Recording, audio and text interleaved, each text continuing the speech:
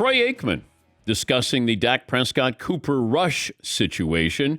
He was on the Ticket Sports Radio in Dallas, and here's Troy. I feel like we've been trying to talk people off the ledge that even if the Cowboys win with Cooper Rush on Sunday night, Dak's ready to come back and hey, thank you for your time. But you think things change? I'm not saying that. I'm just saying that. I'm going off of what the owner said. Okay. And he said that he would welcome quarterback controversy, and I understand what he's saying.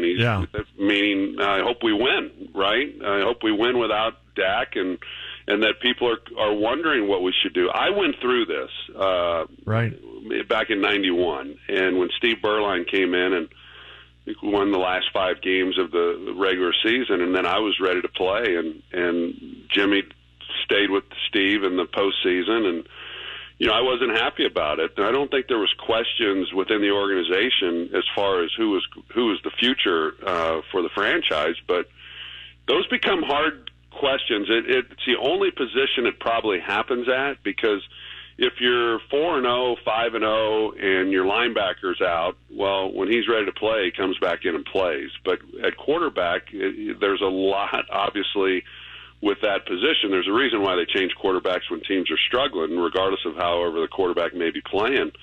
But if they're winning and they win a big road game against Philadelphia, I could see where there is some pause, and you just say, well, how exactly do we handle this? And I don't know. I'm not in no way.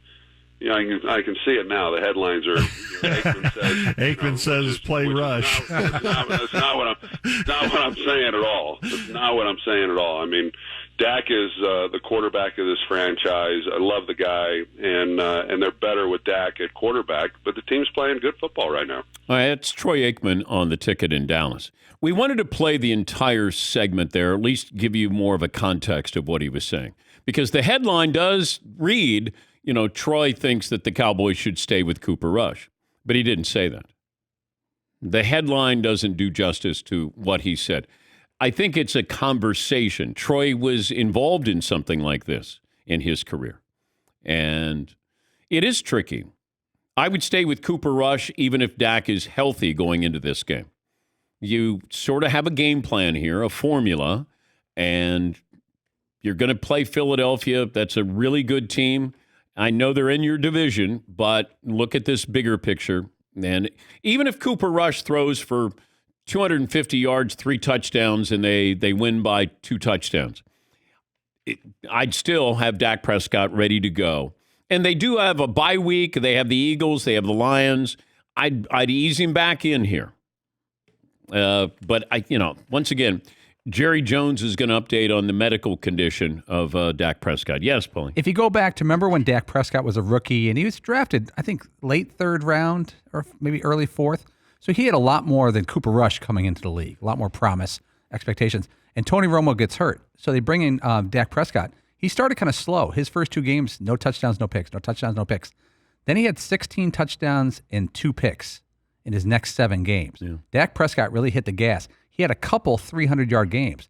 He was not Cooper Rush just biding time and avoiding. Well, they're not going to let Cooper Rush cook. Let's not kid anybody. Yeah, they did let. He can set the table maybe, but he's not cooking.